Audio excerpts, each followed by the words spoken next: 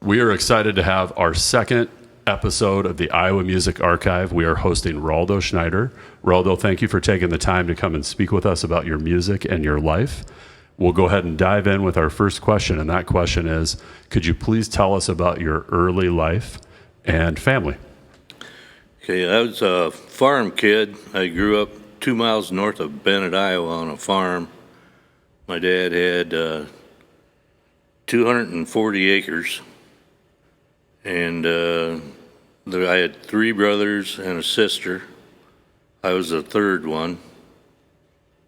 And I farmed until I was like 33 years old. I went back after I went to school and farmed for a while. And we had cows, we had pigs, we had chickens, we had turkeys, we had everything back then. It was a real family farm, you know. It wasn't what they call a family farm these days where everybody's doing one thing, you know. Yeah. We did it all. And I'm probably one of the few people walking around yet that can say that, you know. Yeah. Not a lot of people grew up on a farm like that are still alive. But that's how I grew up, and I was pretty lucky. I had my own horse and things like that, you know. And I remember baling hay and stuff. As soon as you could reach the pedals on the tractor, you were old enough to drive, you know. I remember one time I brought a load of hay onto the yard, and there was a gal there with a boy that was probably about my age. I was a small kid anyway. But she goes, "You let him drive that tractor?" And her son was just, you know, he was really envious. You could tell, you know. I wish I could do that, you know. But yeah, it was a good way to grow up. That's great. A family farm is something, you're right, that doesn't exist anymore. Not really. Yeah. No. Yeah, and you when you grow up on a farm, that means you get to work on the farm. Oh yeah. All the time. Yeah, my dad would yell up the steps, you know, 6 o'clock. You know, let's go, we're farming. We'll sleep next winter. No, we won't. Always something to do on a farm. Always. Oh yeah. Always. Well, on the farm or in your young life, what's some of the first music you remember hearing? Probably country western music. We had a radio in the barn. We milked 40 head of Guernseys. And we had a radio in the barn when we were milking cows. Dad would listen to WMT a lot. Yeah. AM 600. Yep. And Tate Cummins, Sports Vignette, and things like that. I remember. My mom really liked Charlie Pride. Yeah. She used to play a lot of Charlie Pride records and country, you know, old country. Yeah, for sure. I'm glad you said WMT because I was going to ask you if you remembered the radio station. Oh, yeah. A radio station that's still around. You can still listen to it, which is pretty awesome. Guy in my high school, or grade behind me in high school, actually was a disc jockey there. Really? For a while, yeah. Yeah. Awesome. Well, listening to music and playing music are completely different things. When did you start to play music? And the question I want to ask you is, when did you learn to play guitar? But maybe I should ask you, what was the first instrument you learned to play?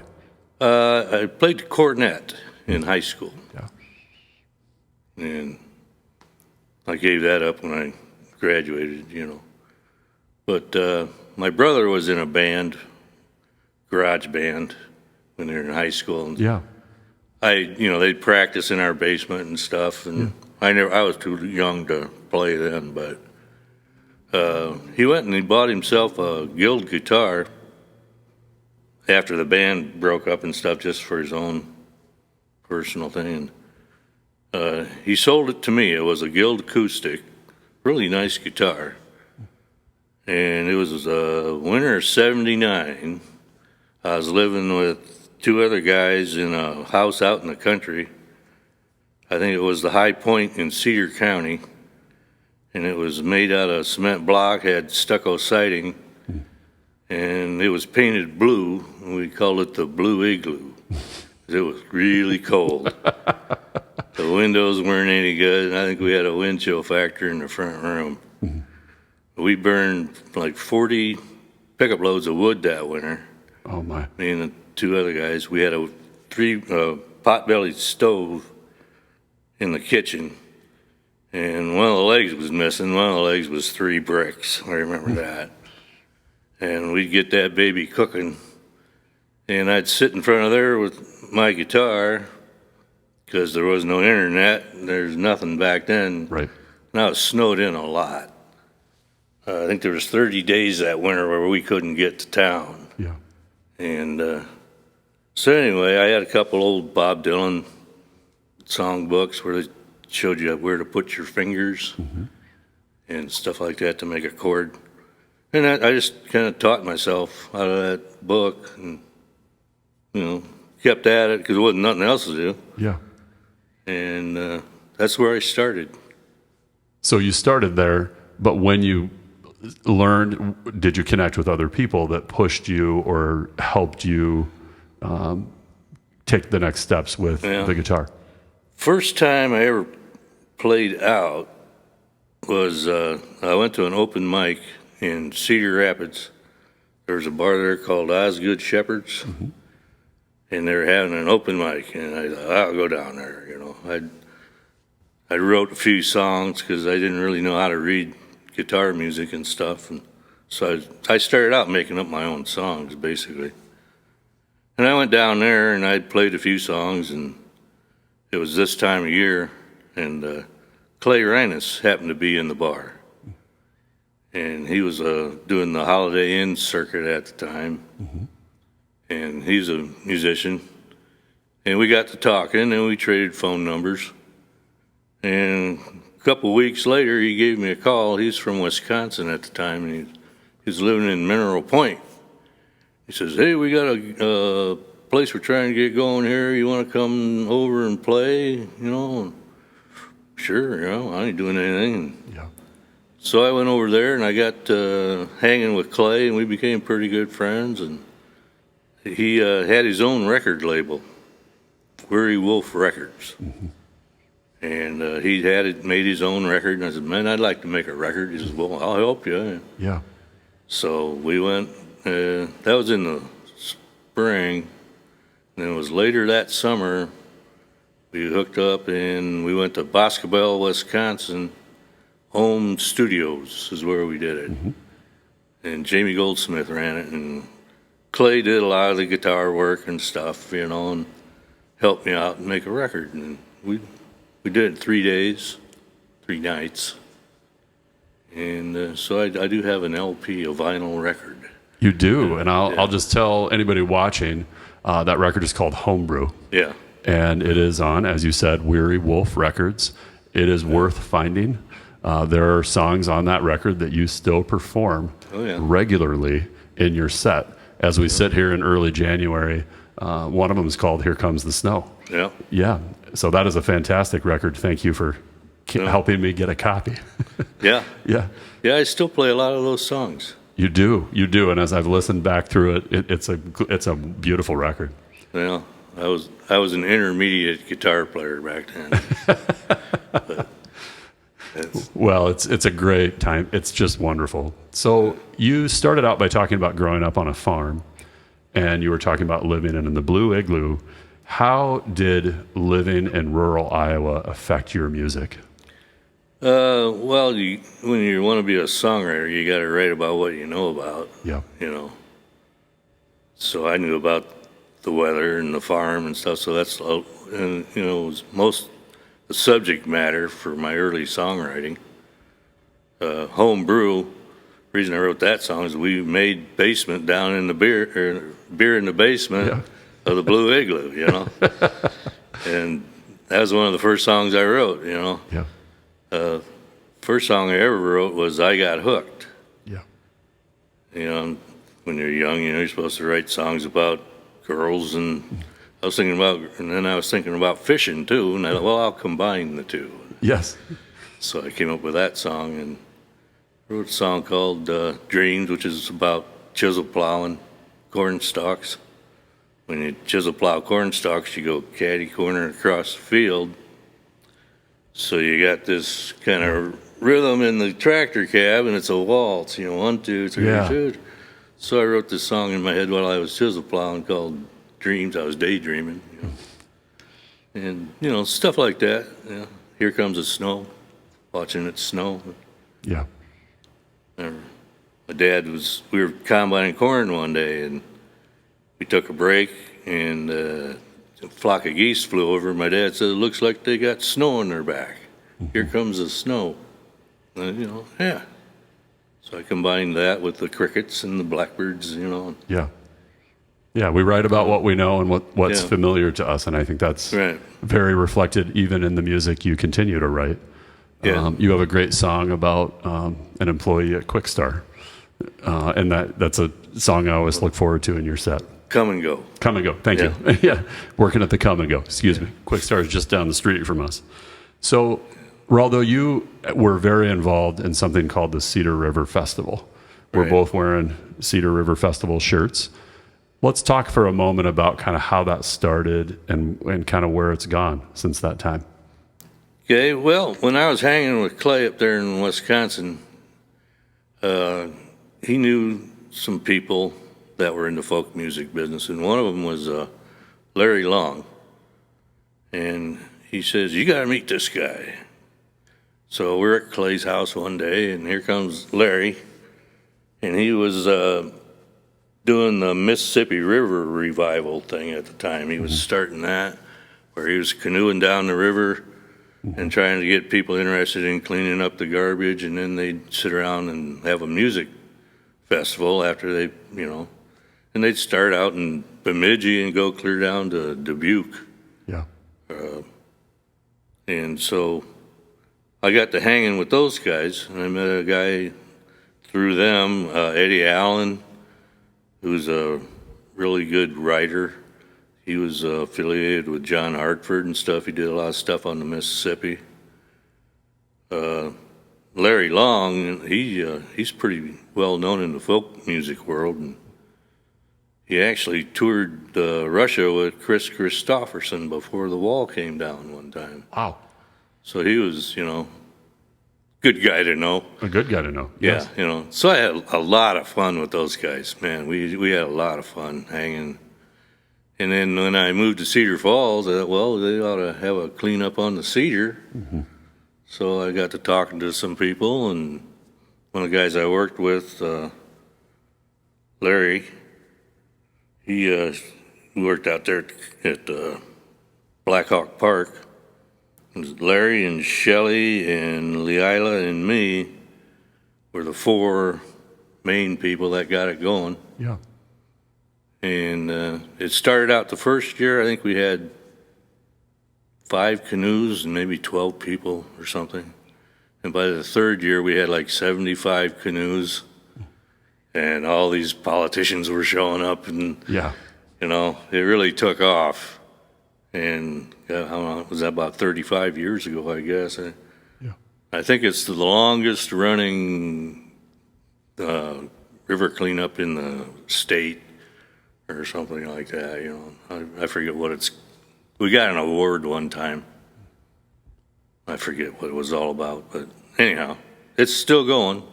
Yeah, it is still going. And I think it's kind of an amazing thing that started 35 years ago. Several people have taken up that challenge and that charge. Yeah. And it's very important to them. Connected to the Cedar River Fest is a music festival where people get together and hear great music and get to spend some time together and really focus on a great natural resource in the Cedar River. Can you tell us how that work has impacted your music? Have you created any songs or connections through that's impacted you as a musician? Yeah, I've written 3 river songs, one about the Wapsie, one about the Cedar, and I co-wrote a song about the Mississippi with Clay Rhinus. And, it influenced my writing in other ways too, I guess, about I'm an environmentalist. So I wrote a song called Springtime in the Country about chemicals, farm chemicals, and Yeah. stuff like that. Or the rain song, which I wrote about Cedar Falls. We went camping. It didn't rain all summer, but when we went camping, it rained. And I said, well, sometimes I don't mind the rain at all. Yeah.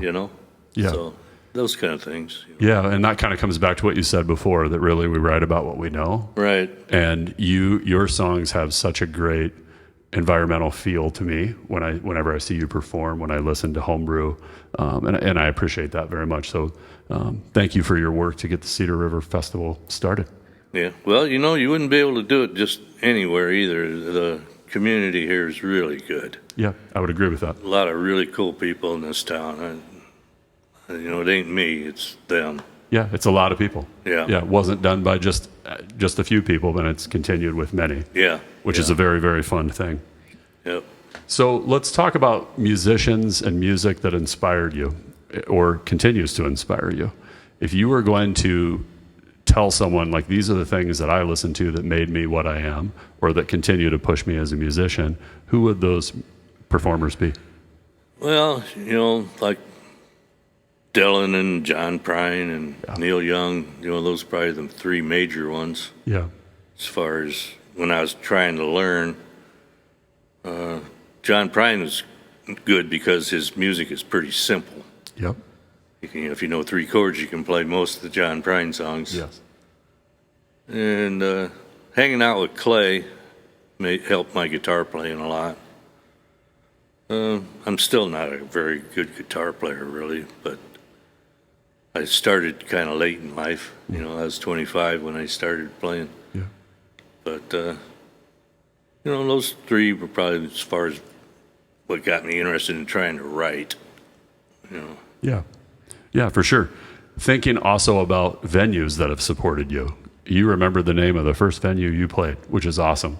And I think most musicians would be able to do that. But what are some venues you can think back on that really supported you as a musician?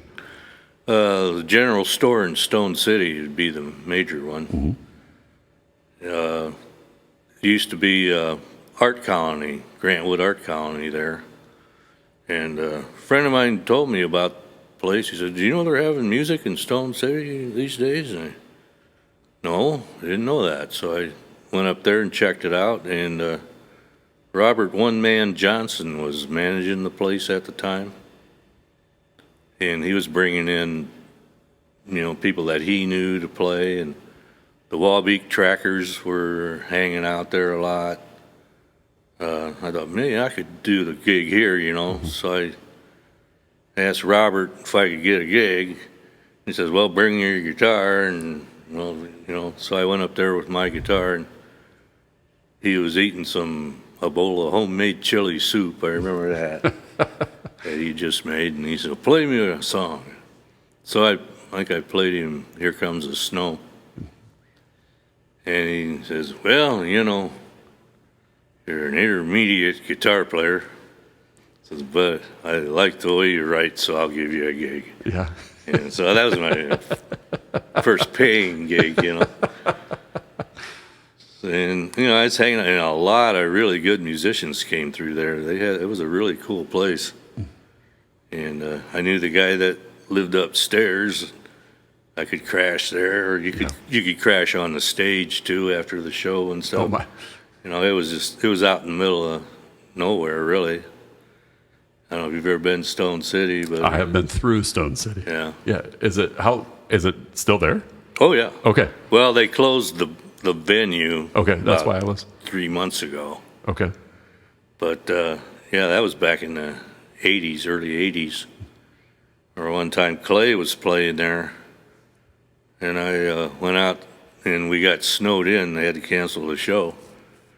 So we went, and I don't know if we were supposed to do this, but there's a cave, where they grow mushrooms and stuff down there. Well, let's go check that out. So we walked over there, and it was man-made, They had a big tarp hanging over it. We walked in there, and it was like 55 degrees, and they had all these big old tractors and mining equipment in there. It was pretty cool. Yeah. So I hung out a lot at Stone City. That was my major influence. That's great. Yeah.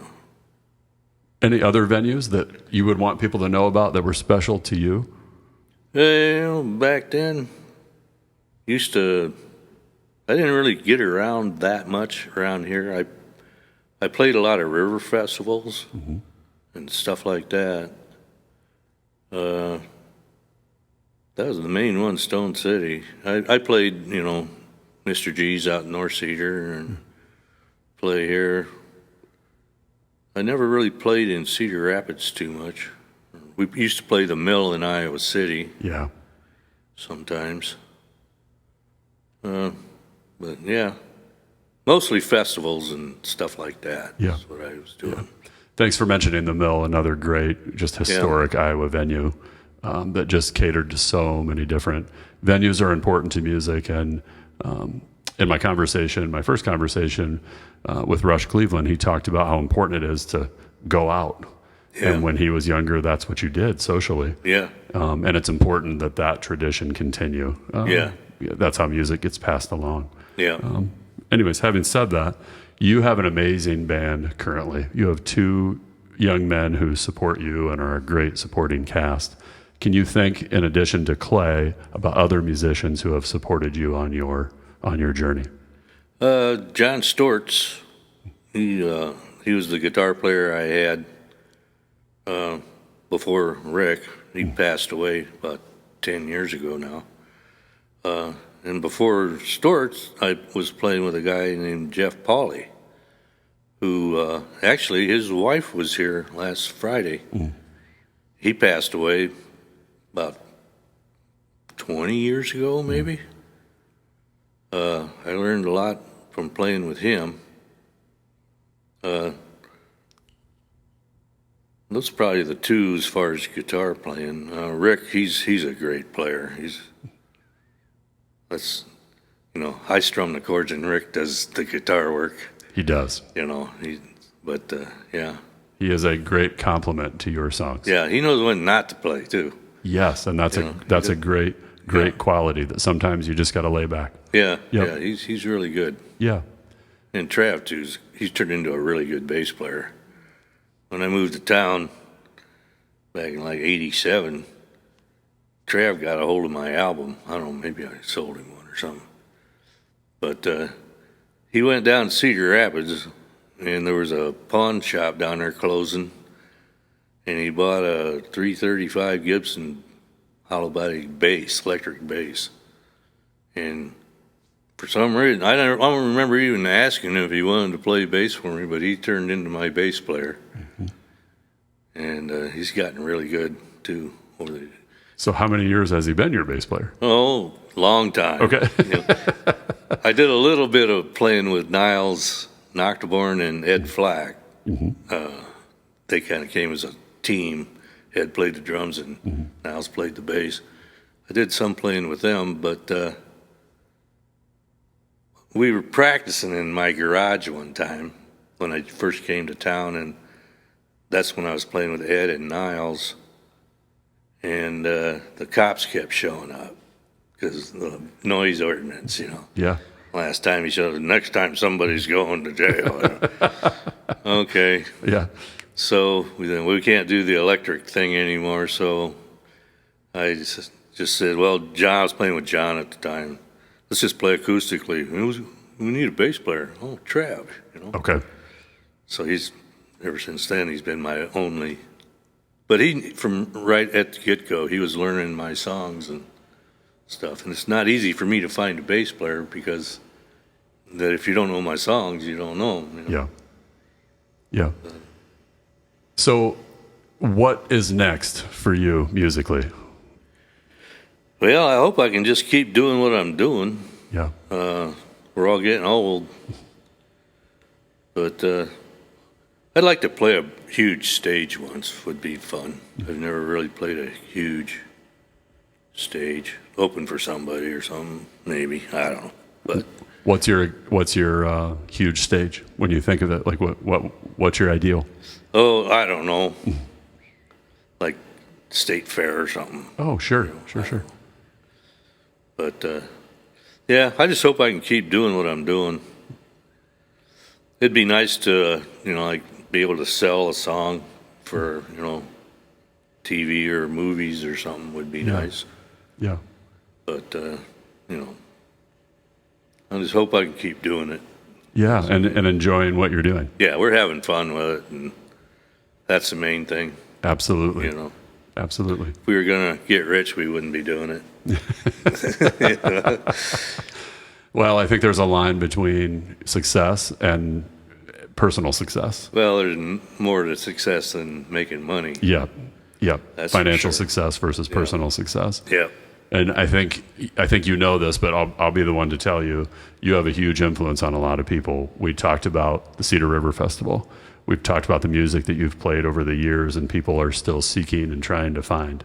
The fact that you're able to continue playing with bandmates that you've played with for many years, and folks come out and look forward to seeing you play, I think that's success. Yeah. And that's something to feel very good about. Well, if I had never, got snowed in that winter with that guitar, my life would have been a lot different. Yeah. And it wouldn't have been as good. Music opens up a lot of doors. It opens up a lot of doors and a lot of connections with people. Yeah, it does. When I moved to town, I started hanging with musicians, and I didn't know anybody. But after a couple of months, I felt like I've been living here my whole life. Yeah. Everybody was just really, especially the music family in this town, is really cool. There's a lot of really good musicians. And yeah. You told me before we started today when we were setting up that one of the first people that you were told to look for was Rush Cleveland. yeah. And tell me about that connection between the two of you. Well, I knew Denny Garcia, who's another musician from the Mississippi River Revival days. And I told him I was moving to Cedar Falls. He said, well, when you get there, you got to look for a guy named Rush. Okay. I didn't know who he was.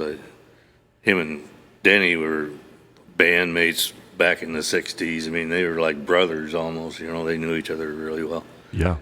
And so I walked into Stebb's, and there's two guys sitting there at the end of the bar watching an old Western on TV. And I sat down, and got to talking a little bit. And when I moved to town, I told everybody my name was Al instead of Raldo, because I thought my name's Raldo, and they never heard it before, and they go, what? Well, just to not confuse people, I'll just tell them, Yes. my name's Al, It's my middle name. And, I don't know, me and Rush got talking a little bit, and I did bring up Garcia. Told him I knew Garcia, but he didn't tell me who he was right away. And I told him, well, I'm Al. So Garcia told him to look for a guy named Raldo, so he figured I wasn't the guy. Anyhow, we finally figured it out. And I started hanging with Rush a lot, too, yeah. I mean, he was a big influence on my guitar playing and stuff, too. And me and Rush, we could do a lot of pheasant hunting and stuff like that. We became really good friends. And I ended up marrying his cousin. Yeah. They were farm family and stuff, so I had that in common with him and stuff. And, yeah, showed me around town a little bit, Yeah. So yeah, we're still hanging.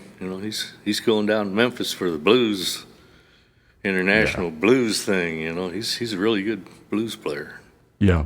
It's always special when he gets up, you are both on stage together. Yeah. And that doesn't happen probably as much as we would all like it to, but those are special evenings. Yeah. We've got one coming up, I think, next weekend to help them get to Memphis. So Yeah. hopefully we'll get to see that again. Yeah, I'm gonna try to make that. Yeah. Yeah, I hope maybe I can do a couple tunes with him. Yeah. Well, Raldo, I want to thank you for joining me on this second episode of the Iowa Music Archive. Your music has been described by our mutual friend and the owner of Octopus College Hill, Dave Dibler, as the sound of Cedar Falls. And I would agree with that. Like your music really kind of captures a feeling, and it's very unique in what it captures. And I think Dave's words are just about perfect to describe you. Well, I appreciate it. Yeah.